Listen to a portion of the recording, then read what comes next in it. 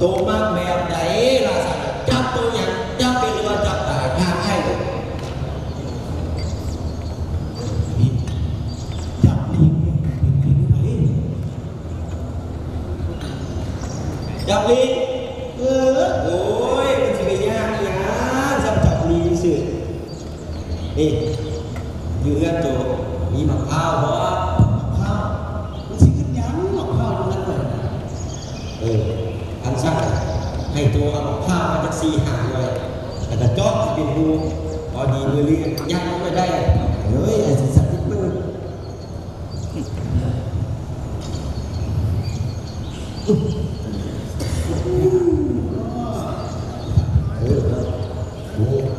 เอามะพร้าวมาก็เป็นหูพอดีมือเลี้ยงยัดลงไปได้หลังจากนั้นไอ้ตัวไอ้ขั้วก็มีหัวแต่ยัดใส่ในมะพร้าวแต่กลายเป็นผ้าไปวันนี้มันมาหากินเลยวันนี้มันมาแล้วของกินมันก็ดูมันโดนแล้ว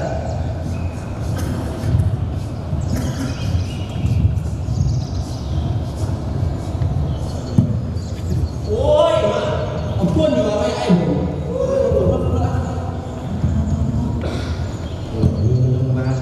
มันหอมกินมันมันยามันจุดคนไหนข้าวเมื่อนี้ก็จุดเมื่อนี้ก็จุดเราลองขึ้นเบื้องมันจะไปนั่นได้มันจะตั้ง4อยู่แล้วนี่เลยขึ้นต้นไม้ก็ขึ้นไม่ได้ที่แลนด์ก็แลนด์ยากมันนั่นแหละแต่งานมาจากเรื่องมาจะจับเอาสัมผัสกันสิอ้าว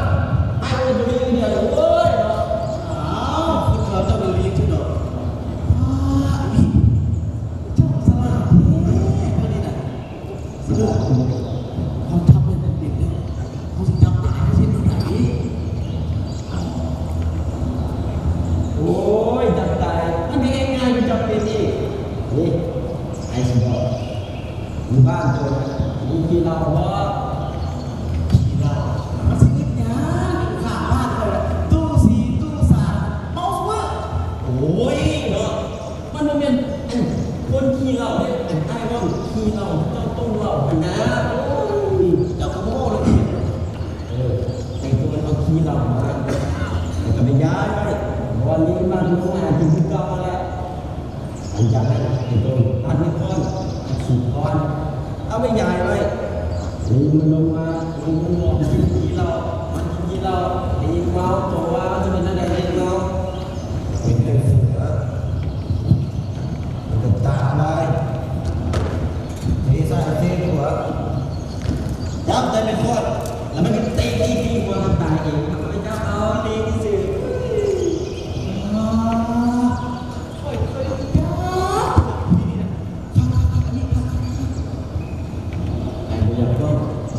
เรื่องมาสักทีนะไอ้ไม่หลายทีก็นี่จับตัวใดก็ได้โดนมาสักที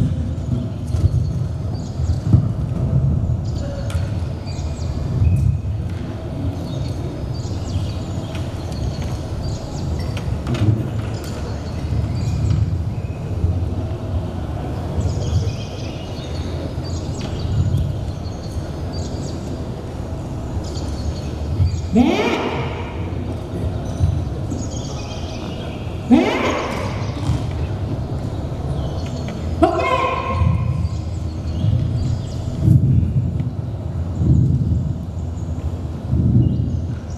ไม่มีอะไรแต่โมซ่าที่บอกโอ้ยมาไม่ได้แต่เสือโอ้ยนี่พากันลงไปดิป่าไม้บ้านเราแล้วได้ดิยังเป็นต้นน้อยอีก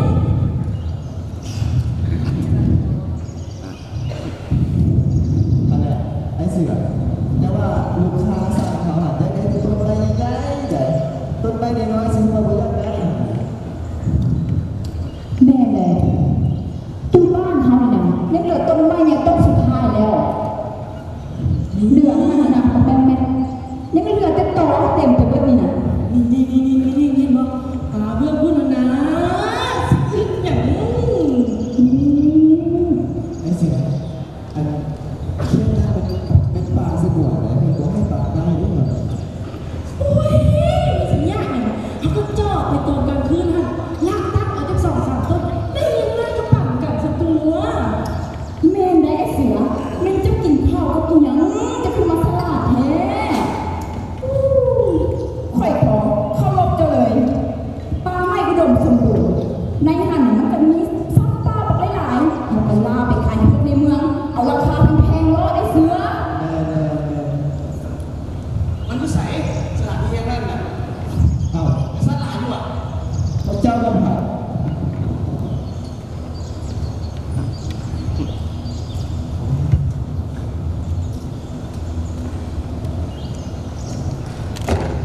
พวกเจ้าพวกผู้สบายว่าพวกข่อยเป็นใคร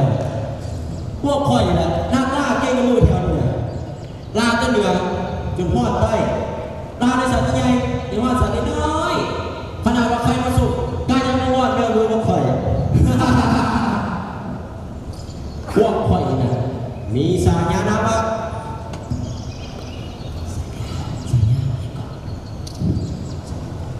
เสือโคก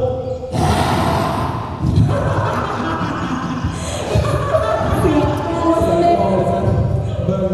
จังใดแม่นแนวครับผมครับ โอ้เบิ่งพวกเจ้านี่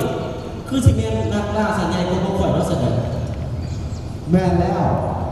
เพราะเขาเป็นนักล่าที่มีชื่อเสียงที่สุดในดาวนี้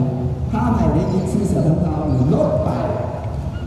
เพราะเขามีสายนามว่า หมดดำที่ไม่กล้า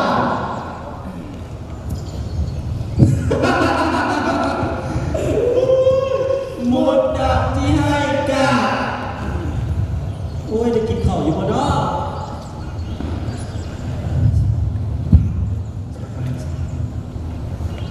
โอ้ยหมดดับที่ให้กาคุณบอกเขามาเจ้าเห็นสัตว์ บอกเขาบอก เขาบอกโอ้ยรอไอพี่ว่ามันรอเฮ้ยโง่เนาะเฮ้ย รอเขาผมจะอยู่ที่ไหนผมว่าแล้วแต่ท่าน ไอพี่เขาบอกเขาอ้าวสิบอกเขาบอกเลยนี่นะสิบอกเขาเนี่ยสิบอกว่าคิดที่เนี่ย บอก พากันเหี้ยมันนะลูก สบายดีตู้สบายดีเป็นมีอย่างมาที่แถวนี้เนี่ย เดี๋ยวนะไม่ได้เสียงกันเพราะว่าตรงนั้นเพื่อนพวกเราพากันเหี้ยลูกนี่นะเรื่องพากันลงเรื่องอีหยังกัน โอ้ยลงเรื่องเนี่ยลงเรื่องมาไม่สบายนะมันเหละ เอออีโปโดนป่าไม่กิสิเมืองไปย้อนการขยายพื้นที่เอกสิกรรมสร้างถนนหนทางสร้างโรงแรมโรงงานและก็ยังนำไม้มาเฮ็ดเงื่อนสร้างงานซ่อมเฮานี่ไม่เห็นแท้หรอกค่ะต้นหน้าคอยเลยหลานของเจ้าที่เห็นตำเสร็จแล้วทุกท่านเด้อสัตว์ป่าเป็นสิบ่ได้เห็นแล้ว ที่ผมเห็นที่ไหนอยู่ป่าเขตนั่นน่ะสัตว์ป่ายังไม่ได้หลายอยู่ไหน แม่ต้องหลาย ฟังคนหนูเลยฟังคนมันหลายมันเป็นหนูเลยทำงานผ่านมาสองจานถึงจะตามที่ให้คุณหาเด้อแม่แล้วลูกหลานเลยพวกเจ้าบอกถ้าหากพวกเม้นแล้วลงหากลุกน้อยถอยลงพวกหมูจะเพิ่มขึ้นอย่างหลากหลาย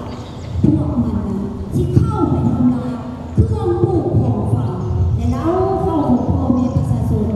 เฮ็ดให้พ่อแม่ประชาชนนึกหิวและที่สำคัญพวกเจ้ายังคิดติดเสียไปเนี่ยจ้าพวกหนูอีกไหน ไปเสียเวลาฟังดูหนึ่งเดียว เป็นไอ้เอ้ยกับพ่อมาสั่งให้กูว่าให้สุดก่อนนั่งก่อนนั่งลงมาฟังก่อนนั่งลงยิ้มมาใส่จะมีอะไรเล่าให้ฟังพวกเท่านกเจียพวกสัตว์ที่ทานได้เลยพวกนี้นะมันเรียนหน้าที่ผสมเกสรที่จะเอาเกสรดอกนี้มาผสมดอกนี้ที่ได้เกิดเป็นมากพวกนี้จะเป็นยาดอกง่ายนอกจากนั้นจากบางสิ่งที่กินมากมายหลายลูกกินแล้วมันจะเป็นค่ายาอุปา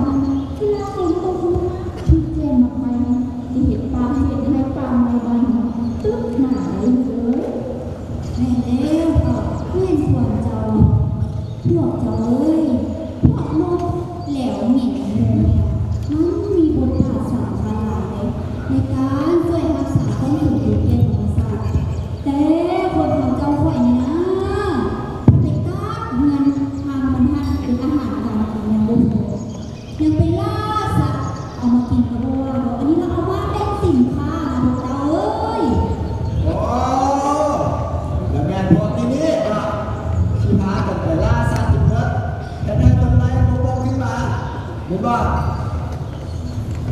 เพื่อนเจ้าอ่ะเวลาก็ตัดไม้แล้วพลังเพื่อสันสบายคุณเจ้าบอกเจ้าเลยเจ้าเลย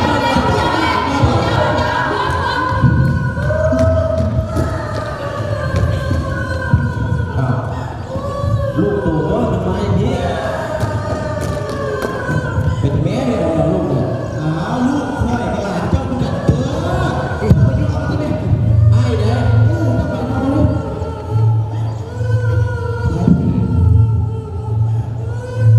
แทงนี่ล่ะแทงนิดแทงนิดไปเอาเนื้อตัวลูกไปจับไปจับลูกไปจับไปจับไปจับลูก พอไอ้ที่มีนกไอ้กันนะย้อนมาเพราะไอ้ที่ให้เสียงอย่างบอกอีกแค่นกมันเลยไม่มีเบอร์ ลูกคนไหน เขารู้เลยนอกจากมันน่ะบอกมันเลยว่าเราเนี่ยมันว่าเอารักความที่มีจริงจนไว้ เจ้าเอาให้ปล่อยดูกันเอาผีกินซะ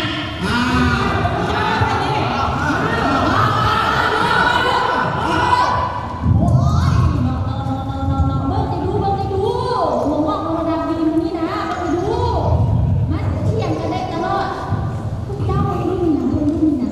เด็กน้อยนะเขาเด็กอย่างได้นี่นะเขาเห็นใครเด็กอะไรเขาเด็กนั้นบ้านมันน่ะน้อยนะนี่เรียกคนหนึ่งนี่เจ้าสาตอนไหมไปหาคุณหัวไม่ให้ไปล่ามาเป็นสินค้าแต่ว่าหลักหมายความนี่นะมันดื้อด้านเป็นมาเป็นลูกหน้าสายตาเป็นสินค้าจะขายได้เป็นประจำ โอ้ยเป็นตู้เอ้ยนี่นะข้าน้อยพวกเขาไปซ้อไปหาพวกเขาสิเอาหยาไปอยู่มากินแม่บ้าโอ้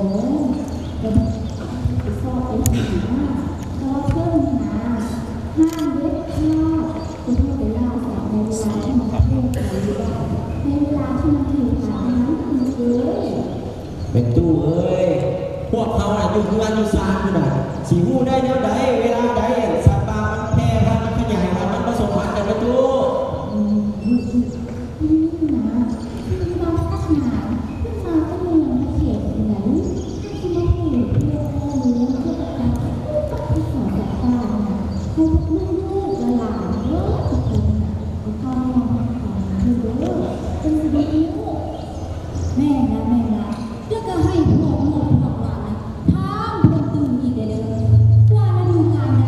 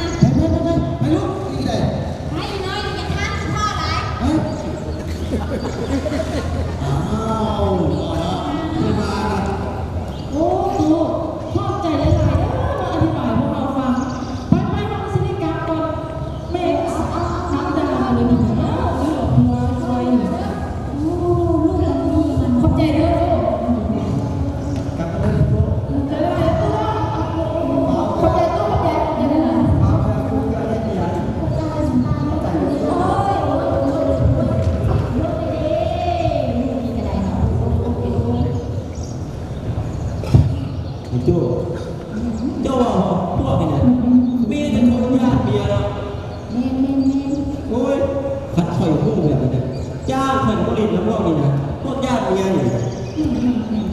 เจ้าลูกทุกคนบางทีก็เศร้าไป อีตู้ก็ถือว่าสร้างอาชีพนะครับอาชีพในครอบแล้วกัน เศร้าเลยไอ้ตู้สอบผมหาเรื่องไม่สะดวกสมองนั่งลงจากในห้องนั่งลงก้อน เอาไว้มื้อหน้าก็มื้อนี้มีเวียนมีเรือหน่อยนึง เรียกอย่างนี้คนเรียกด้วยลงจากในตู้นี่จะว่าอีกคนยังไงพี่ ฟ้าเรือสร้างเครื่องให้เมียอยู่ตื้อๆกันเด้อ โอ้ยกูว่าแล้วนะเขาเลยมันฟ้าไปสักเรื่องนี้อีกคำบ้างน่ะโอ้ยหมู่บ้านของเขาวันนี้ต่างเปลี่ยนแปลงหลายแม่เป็นอย่างเป็นน้อยไปแล้วมันไผที่จะมาช่วยให้หมู่บ้านของเรากลับมาให้มีคนสมบูรณ์คือเก่าในเขาหรือว่าเป็นเจ้าเขาโอ้เป็นคอยเจ้าเลยโอ้เป็นคอยต้องเป็นเจ้านะเป็นเจ้าแหละทุกเขาเห็นเขาได้เขาได้เป็นเจ้าเป็นคอยโอ้เจ้าเป็นพวกเขาเบิดทุกคนไหนนั่นแหละพวกเขาจะได้หลงใจกันที่จะหลับหรือไม่ น้องกับแม่เราไปตู้ เ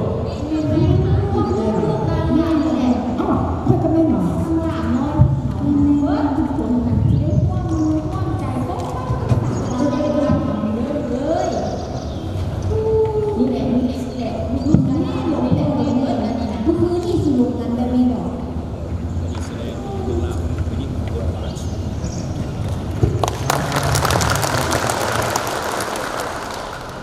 ละครเฮามันก็ได้ส่งแสงให้เห็นถึงชีวิตของคนที่ว่าอาศัยอยู่ในเขตชนบทว่าส่วนใหญ่แม่นได้พึ่งพาอาศัยธรรมชาตินะครับไม่ว่าจะเป็นอาหารการกินหรือว่าที่อยู่อาศัย